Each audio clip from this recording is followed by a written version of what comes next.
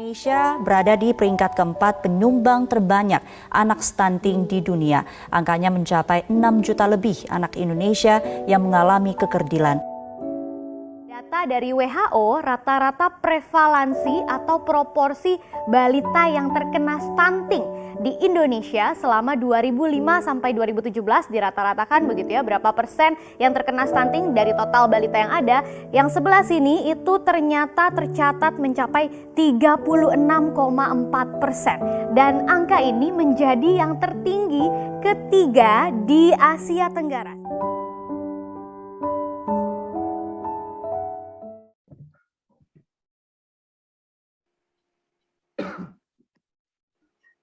Baik, Assalamualaikum warahmatullahi wabarakatuh. Waalaikumsalam warahmatullahi wabarakatuh. Alhamdulillah, terima kasih kawan-kawan bisa berkumpul di diskusi pada pagi hari ini dalam rangka mengerjakan tugas Latsar Agenda 2, di mana dalam tugas tersebut menuntut kita untuk berdiskusi mengenai sebuah berita yang terlampir di kompas.com. Berikut saya bacakan terlebih dahulu beritanya.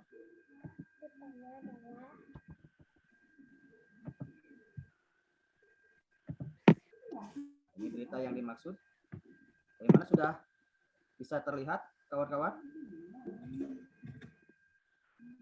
Belum, Mas. Masih proses, Kak. Masih loading, Kak. Nah, sudah. Baik. Belum saya. Oke. Saya bacakan ya. Jakarta, kompas.com.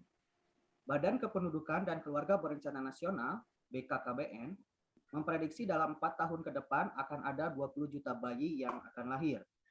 Menurut Kepala BKKBN Hasto Wardoyo, 7 juta diantaranya berpotensi mengalami stunting. Jumlah tersebut akan mempengaruhi angka stunting di tanah air saat ini sebesar 27%.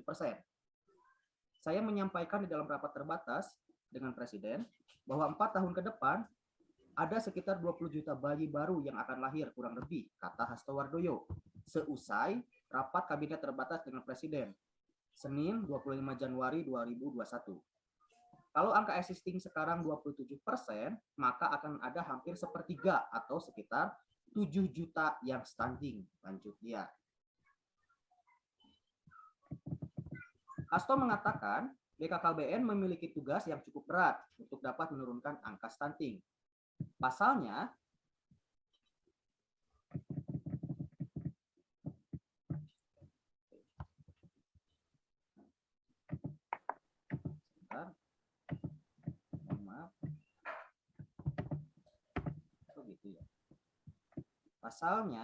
Presiden Joko Widodo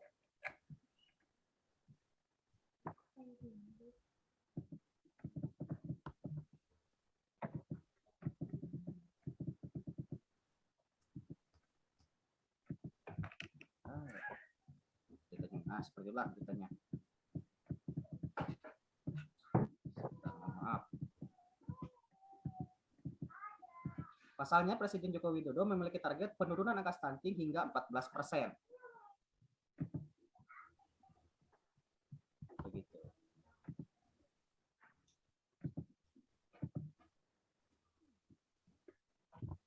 Baik. Begitu berita yang terlampir dalam kompas.com tersebut. Mungkin sedikit pertanyaan. Tadi kan dikatakan bahwa stunting. Kebetulan di kelompok ini ada kawan kita yang formasinya sebagai calon PKB. Mungkin bisa dijelaskan terlebih dahulu apa itu stunting dan bagaimana penanggulangan atau rencana untuk menurunkannya. Mungkin kepada Mbak Tiara Sapitri, saya persilakan. Ya, terima kasih Mas Billy. Saya di sini akan menjelaskan mengenai seputar stunting. Jadi, apa sih itu stunting? Nah, stunting ini adalah kekurangan gizi pada balita pada 1000 hari pertama kehidupan. Stunting ini menyebabkan balita tumbuh tidak semestinya. Jadi, perkembangan otak tumbuh melambat, lalu perkembangan tumbuh kembang anak juga melambat. Nah, lalu apa sih penyebabnya? Penyebabnya ini bisa diidentifikasi semenjak ibu hamil. Jadi, ibu hamil juga perlu untuk mengantisipasi bayinya itu stunting. Misalnya, pada saat hamil kurangnya sanitasi dan air bersih, lalu juga terbatasnya layanan kesehatan, dan juga kurangnya gizi pada ibu hamil berpotensi akan menyebabkan stunting. Nah, lalu yang terakhir ada ciri-ciri stunting itu seperti apa pada balita. Yang pertama adalah tingginya tidak sesuai dengan perkembangan yang semestinya, lalu ada juga perkembangan wajahnya terlihat lebih muda daripada seumurannya, lalu juga anak menjadi lebih pendiam pada umur 8 hingga 10 tahun, lalu juga ada tanda pubertas yang melambat. Mungkin seperti itu. Baik, terima kasih Mbak Tiara.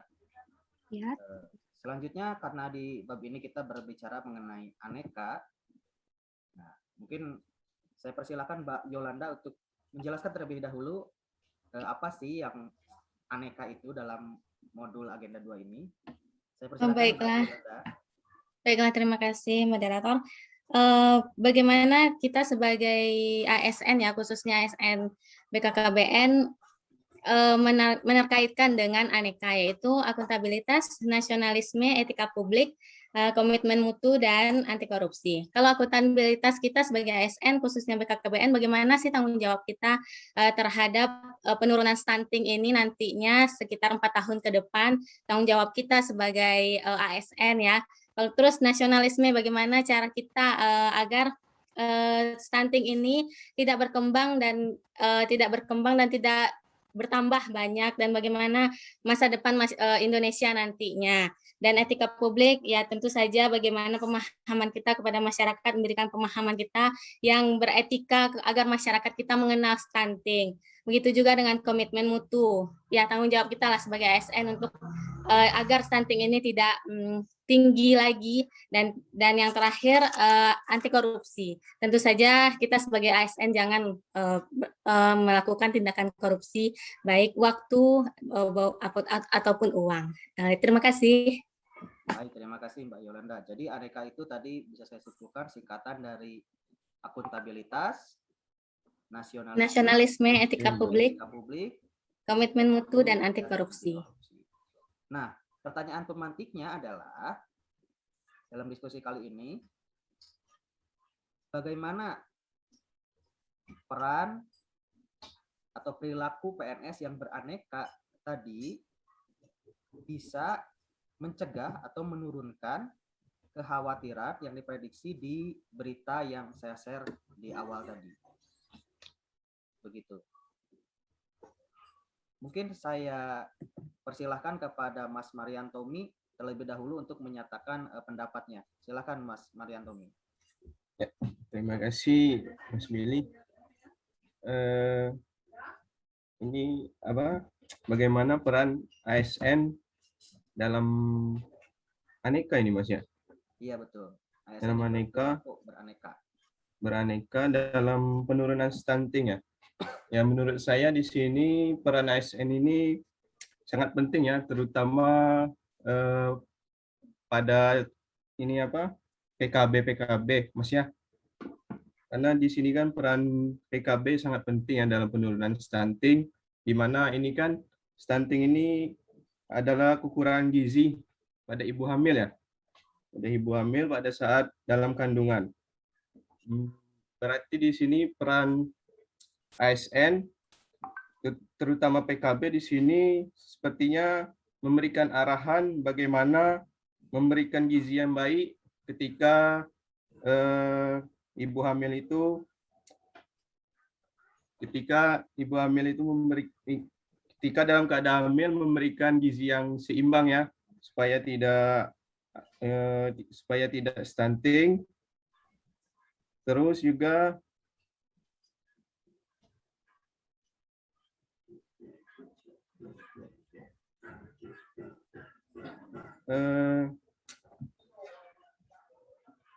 juga di sini kan adalah angka kelahiran yang diprediksi sampai 20 juta bayi. Nah, di sini kan kemungkinan PKB untuk melakukan penyuluhan agar ber-KB ya. Karena kan BKKBN sendiri kan 2 anak lebih baik ya. Jadi di sini salah satu caranya untuk penurunan angka stunting di 2024 kan ada 20 juta bayi. Di sini kita sebagai ASN perlunya memberikan arahan tentang bagaimana ber-KB yang baik untuk masa depan yang akan datang. Saya kira seperti itu saja penjelasan dari saya, Mas ya. Bisa Baik. ditanggapi. Terima kasih. Kalau yang saya tangkap berarti memang di BKKBN ini adalah PKB sebagai ujung tombak ya, Ya. main core dari BKKBN. Jadi perlu sekali PKB itu menerapkan perilaku beraneka. Begitu. Ya, Mas. Baik. Saya tanyakan langsung kepada PKB yang satu ini, Mbak Alvita Yuliawati. Mbak Alvita, menurut Mbak Alvita, kira-kira salah satu sifat dulu deh yang akuntabilitas dulu. Jadi kita kerucutkan dulu di PKB dulu ya sebelum di ASN secara umum. Di PKB sendiri akuntabilitas itu sangat diperlukan kata Mas Mariantomi begitu. Nah, apa sih peran atau tindakan akuntabilitas bagi PKB dalam rencana pencegahan stunting yang dikhawatirkan dalam berita yang tadi? Mangga Mbak Alvita. Ya, terima kasih Bang Billy atas kesempatannya. Jadi saya selama menjadi PKB ini kan pasti turun langsung ke masyarakat ya. Nah, untuk mencegah ini tentu aja kita berintegrasi dengan bidan, khususnya lewat bidan desa dulu, lalu bidan di puskesmas. Nah, kita juga ada program imunisasi posyandu. Nah, di posyandu itu pasti kan ada namanya menimbang, mengukur kondisi anak-anak, baik bayi, balita, bahkan itu tuh ada grafik yang dicatat oleh petugas bidan sendiri.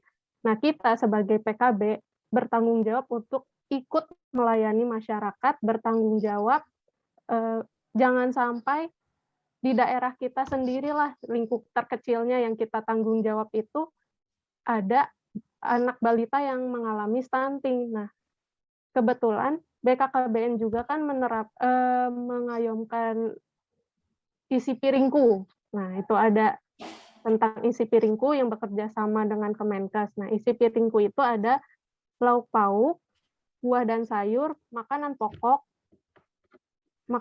lauk pauk, sayuran dan buah, maaf maksud saya begitu. Jadi digalakkan isi piringku itu penting dan kita juga harus mengkonsumsi yang namanya ikan, telur. Itu mendukung sekali yang namanya penurunan stunting. Jadi gizi seseorang itu menjadi lebih baik lagi gitu. Sama lebih perhatian lagi sih sebenarnya ke ibu hamil, terutama kan itu yang masih membentuk bagaimana perkembangan bayi itu kan. Nah, itu jadi lebih ditekankan lagi ke ibu hamil. Bahkan sebenarnya ke remaja pun udah harus benar-benar diperhatikan gitu. Jangan sampai terlambat dan berpotensi malah jadi meledaklah si stunting itu. Baik, terima kasih Mbak Alvita. Jadi tadi sifat atau perilaku akuntabel ya yang ditunjukkan oleh Mbak Alvita. Yang pertama adalah bahwa bisa dipertanggungjawabkan kegiatannya karena dengan orang-orang yang kompeten, yakni bidan desa dan ahli kesehatan lainnya. Juga beliau sangat bertanggung jawab terhadap tugasnya. Jangan sampai di daerahnya sendiri justru yang stunting. Jadi memotivasi dirinya sendiri agar daerahnya tersebut tercegah dari melonjaknya angka stunting begitu ya. Jadi peran perilaku akuntabel di PKB yang sudah turun langsung ke lapangan. Baik, selanjutnya ada PKB juga yang satu lagi, ini Mbak Tiara Sapitri. Kalau menurut Mbak Tiara, peran perilaku nasionalisme dalam mencegah berita yang tadi sama ya, kekhawatiran di berita yang tadi bagi PNS. Kita kerucutkan dulu di PKB dulu deh, di pengalaman Mbak Tiara. Sifat nasionalisme dalam mencegah kekhawatiran pada berita tadi di PNS PKB. Kita kerucutkan dulu. Silakan Mbak Tiara Sapitri. Ya, terima kasih Mas Billy. Jadi implementasi nasionalisme dalam angka penurunan stunting di Indonesia oleh PKB khususnya dan oleh PNS pada umumnya salah satunya bisa dengan nasionalisme itu merupakan cinta tanah air, yaitu merupakan cinta kepada bangsanya sendiri, cinta kepada tanah airnya sendiri. Nah, itu juga bisa diimplementasikan dengan rasa peduli terhadap sesama. Nah, rasa peduli terhadap sesama ini kan akan memajukan bangsa Indonesia menjadi lebih baik lagi. Dalam hal ini adalah penurunan angka stunting yang lebih rendah. Bagaimana implementasinya? Misalnya, kalau oleh PKB-nya sendiri adalah peduli terhadap warga masyarakatnya yang mungkin membutuhkan edukasi-edukasi, seperti salah satunya melakukan penyuluhan secara terintegrasi dan juga secara berkesinambungan untuk ibu hamil dan juga untuk para balita mengenai informasi tentang stunting, mengenai cara pencegahannya bagaimana, lalu gizi-gizi yang diperlukan oleh ibu hamil itu seperti apa. Jadi kita lakukan penyuluhan secara terus-menerus, tidak hanya secara langsung, karena kan di era pandemi seperti sekarang ini, kita memiliki keterbatasan untuk penyuluhan secara langsung kepada masyarakat. Nah, di sini kita para PKB memiliki kewajiban juga untuk memenuhi tanggung jawab, diantaranya adalah melakukan penyuluhan melalui media sosial. Nah, di sini juga saya sering melihat para PKB sendiri melakukan penyuluhan di media sosial, baik itu Instagram, Twitter, Facebook, maupun mungkin YouTube juga ada, tentang bagaimana sih cara mengatasi stunting seperti itu. Terima kasih. Terima kasih Mbak Tiara. Jadi kalau saya simpulkan, perilaku nasionalisme itu bisa diwujudkan dengan cinta tanah air, di mana cinta tanah air itu diwujudkan dengan pengamalan Pancasila, yang salah satunya adalah peduli terhadap sesama, gitu ya. Nah, jadi PKB BKKBN sendiri sudah sangat peduli terhadap sesama sebagai wujud nasionalisme dengan cara memberikan layanan terbaik dalam pencegahan stunting, begitu ya. Oke. Selanjutnya saya beralih ke Mbak Yolanda. Saya ingin mendengarkan pendapat untuk PNS atau ASN secara umum ya, tidak di PKB BKKBN sendiri, mengenai etika publik. Nah, bagaimana sih peran perilaku ASN yang beretika publik yang baik dalam pencegahan kekhawatiran melonjaknya kelahiran, khususnya stunting? Begitu. Silakan Mbak Yolanda. Baik, terima kasih Kak. Masalah penurunan stunting ini tentu saja tidak tanggung jawab PKB saja ya, otomatis tanggung jawab kita semua ya, khususnya ASN BKKBN Sumbar ini. Terus juga saya dulu pernah pergi ke lapangan juga, ikut memberikan penyuluhan juga. Tentu saja kita harus memiliki etika ya, kesopanan kepada masyarakat sekitar ketika kita ke lapangan, memberikan pemahaman apa sih stunting, sebab kan masyarakat kita kan masih nggak ngerti ya stunting itu apa gitu kan. Otomatis kita harus menjelaskan secara bahasanya masyarakat lah, seperti apa itu stunting. Ya stunting adalah kekurangan gizi anak-anak kita, gagal tumbuh gitu kan kalau nggak salah ya, seperti itu, karena ya makanannya berpengaruh ya, karena ada kekurangan gizi tersebut. Ya otomatis masyarakat mengenal apa itu stunting dan masyarakat memahami bahaya stunting, otomatis kita memberikan penyuluhan secara baik dan benar agar maksud dan tujuan kita itu ke masyarakat tercapai. Sehingga dengan begitu kita bisa menurunkan angka stunting di jangka waktu 4 tahun ke depan. Dan tentu saja bagaimana etika-etika kita ke masyarakat itu kita harus bekerja sama juga dengan tokoh masyarakat, seperti alim ulama, terus tokoh adat, kalau nggak salah ya, yang hal-hal yang berbau sosial lah dengan masyarakat itu, agar tercapainya lah angka stunting kita ini menurun sampai 2024. Itu. Terima kasih Pak Billy. Baik, terima kasih Mbak Yolanda. Mungkin saya tambahkan ya bahwa etika publik seorang ASN salah satunya yakni mengikuti program pemerintah gitu ya, sebagai contoh terhadap masyarakat ya, secara umum. Nah, pemerintah mempunyai program Bangga Kencana melalui BKKBN ini, dengan salah satunya adalah 2 anak cukup, lalu menghindari menikah muda begitu ya. Sehingga kalau ASN dalam beretika secara publik menuruti anjuran atau program pemerintah tersebut, tentunya ini bisa menjadi contoh bagi masyarakat umum sehingga kekhawatiran dalam yang diulas di berita tadi bisa terhindari gitu ya. Jadi lebih ke contoh yang Mbak Yolanda ya, Iya, bahwa ASN itu harus jadi public figure begitulah iya ya. betul. Role Harus jadi model bagi percontohan. masyarakat umum begitu. Mm-mm. Selanjutnya kita ke komitmen mutu ya. Nah, mungkin komitmen mutu bagaimana nih? Silahkan yang berkomitmen mutu berarti PNS itu harus punya komitmen mutu, bukan hanya PKB saja ya, tapi ASN secara umum bahwa harus berkomitmen mutu, dan komitmen mutu seorang PNS itu bisa menghindari kekhawatiran terhadap berita tadi. Silahkan, ada yang ingin menyampaikan pendapatnya?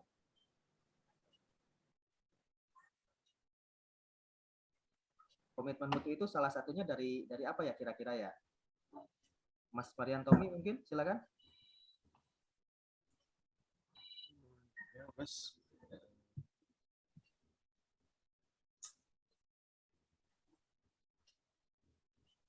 Komitmen mutu seorang PNS kan sangat diperlukan ya. Nah, kalau menurut saya silakan nanti ditambahkan atau dibantah kalau memang salah gitu ya. Ini sebenarnya aneka ini secara tidak sadar sudah melekat pada setiap diri manusia Indonesia gitu ya. Walaupun tidak tahu namanya aneka atau apa, tapi sifat-sifat aneka ini memang perilaku-perilaku aneka ini memang sudah melekat secara alam bawah sadar di manusia Indonesia gitu. Salah satunya adalah komitmen mutu, di mana seorang PNS mempunyai komitmen mutu. Dia berkomitmen bahwa akan memberikan pelayanan terbaik, memberikan pekerjaan yang terbaik. Nah, artinya dengan komitmen seperti ini, kita misalkan tadi PKB, jika sudah berkomitmen ingin memberikan pelayanan terbaik untuk pencegahan stunting atau program Bala Kencana ini, maka tentunya programnya akan berhasil. Nah, programnya berhasil itu didapat dari apa? Dari ya kekhawatiran angka stunting dan membludaknya bayi, kelahiran bayi baru itu ya bisa tercegah begitu kalau menurut saya. Ini komitmen mutu seorang PNS begitu. Mungkin ada yang mau menambahkan? Silakan.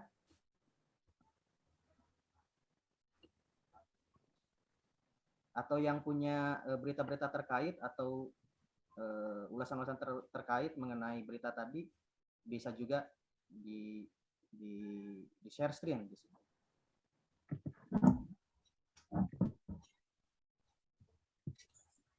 Enggak, silakan.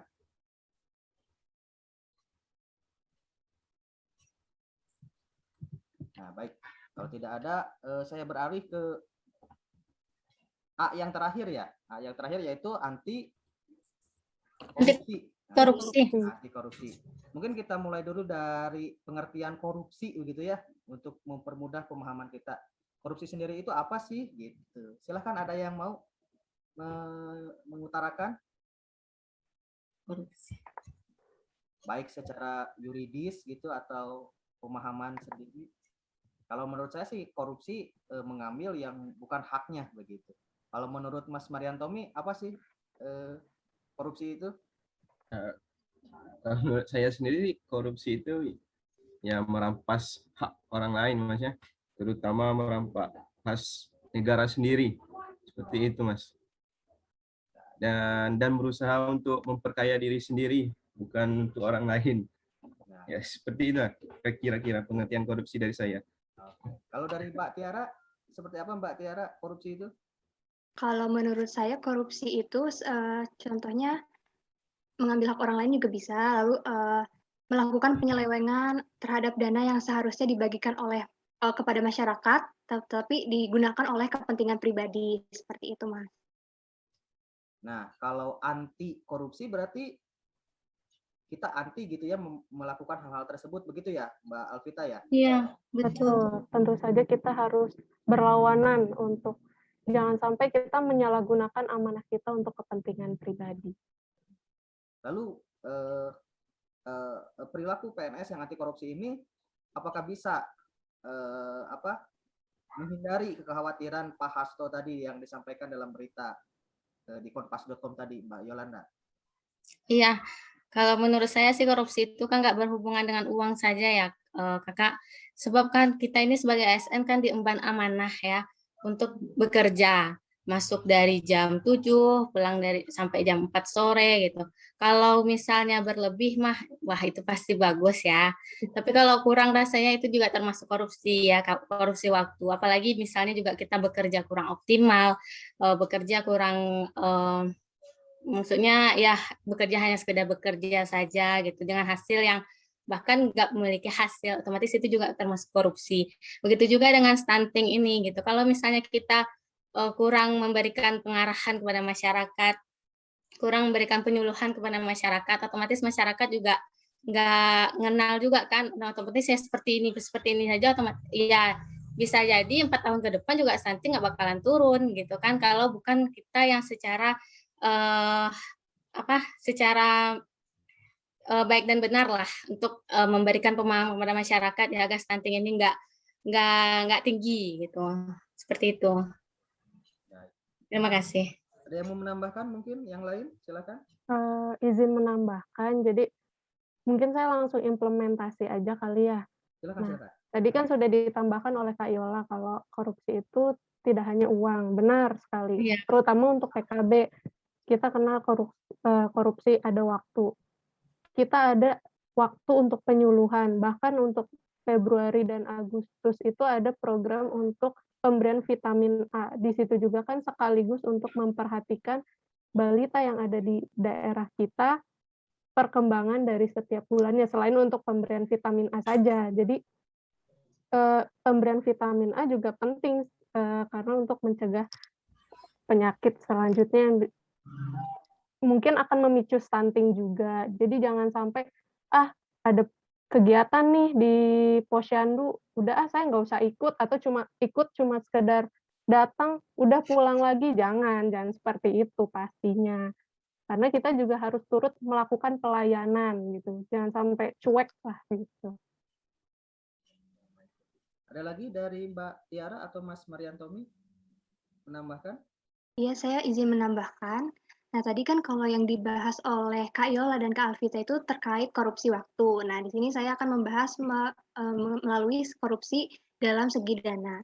Nah, seperti yang kita tahu kan pemerintah itu banyak menggelontorkan dana untuk kemaslahatan rakyat. Nah, seperti contohnya tadi Kak Alvita menjelaskan untuk pembagian vitamin A kepada masyarakat-masyarakat. Nah, mungkin sikap anti korupsi ini diimplementasikan oleh para ASN untuk tidak menggunakan dana yang seharusnya diberikan kepada masyarakat yang seperti itu tadi, yang seharusnya diberikan untuk masyarakat untuk mencegah stunting, tetapi digunakan oleh kepentingan pribadi. Nah, sebaiknya itu dihindari. Seperti itu, Kak. Baik, terima kasih masukannya. Mas Mariantomi, ada yang ditambahkan kembali? Menurut saya sendiri sih setuju sih sama semua pendapat yang ada, mulai dari korupsi waktu, bahkan dari dana sendiri ya. Sini kan korupsi waktu juga kan terkadang ya itu tadi kan terdapatnya ini semoga aja nggak ada di sini ya PKB yang malas gitu kan untuk sosialisasi ya, sosialisasi penyuluhan ke masyarakat itu kan jangan sampai lah ya kan, karena di situ kan benar-benar PKB kan benar-benar sangat dibutuhkan ya. Dan juga di sini dari segi dana, di sini kan itu semua alat-alat dan juga vitamin itu kan semuanya bersumber dari dana pemerintah ya. Di sini ya setuju saya sama Mbak Tiara ya, di sini jangan sampailah kita korupsi dana tersebut untuk kepentingan kita ya, terutama untuk pencegahan stunting ini dan juga penurunan angka stunting ini. Menurut saya seperti itu aja, Mas. Baik, terima kasih. Baik, kalau saya simpulkan bahwa perilaku ASN yang beraneka tadi, khususnya kita selaku ASN BKKBN, yang secara tidak sadar memang sudah melekat pada diri kita masing-masing ya, perilaku beraneka ini sudah dapat mencegah kekhawatiran yang akan timbul dari berita yang tadi pertama kali saya sampaikan begitu. Apalagi kita beruntung memiliki contoh-contoh PKB yang sudah menerapkan perilaku aneka tadi seperti akuntabilitas, nasionalisme, bahwa mereka menjamin pelayanan terbaik bisa dipertanggungjawabkan sehingga program-program pemerintah dalam menangani stunting yang ujung tanduknya adalah ada di BKKBN, di mana ujung tombak BKKBN itu sendiri adalah PKB, dan PKB BKKBN memiliki perilaku beraneka gitu ya, yang tadi sehingga terjamin bahwa kekhawatiran membeludaknya ke angka kelahiran baru dan meningkatnya angka stunting bisa teratasi begitu ya. Bukan hanya di PKB tetapi juga di ASN secara umum, bahwa perilaku ASN itu sebagai public figure, jika ASN sendiri memiliki etika publik, komitmen mutu, nasionalisme, anti korupsi, akuntabilitas, nah itu akan menjadi role model bagi masyarakat sehingga masyarakat pun mengikuti perilakunya gitu ya, atau apa yang diucapkan oleh ASN biasanya menjadi tolak ukur bagi masyarakat umum, sehingga nasihat-nasihat yang kita sampaikan juga bisa terserap gitu ya. Bagaimana nasihat kita kepada masyarakat bisa terserap jika perilaku kita sendiri buruk begitu mungkin ya. Sehingga memang dalam menyampaikan program pemerintah, apalagi terkait dengan fungsi kita salah satunya mempererat kesatuan dan kesatuan bangsa, juga bisa tercapai dengan perilaku ASN yang beraneka. Seperti itu mungkin yang bisa saya simpulkan dari diskusi kita pagi ini. Terima kasih teman-teman, sangat luar biasa. Terima kasih masukannya, pendapatnya, pengetahuannya. Mudah-mudahan kita selaku ASN bisa berperilaku seperti yang diharapkan dan menjalankan program pemerintah dengan baik, sehingga kekhawatiran khususnya di bidang stunting bisa kita tanggulangi begitu. Terima kasih Mbak Yolanda, Mas Marianto. Iya, sama-sama, Pak. Ya, Mas Billy. Terima kasih, sangat luar biasa. Saya akhiri. Assalamualaikum warahmatullahi wabarakatuh. Waalaikumsalam warahmatullahi wabarakatuh.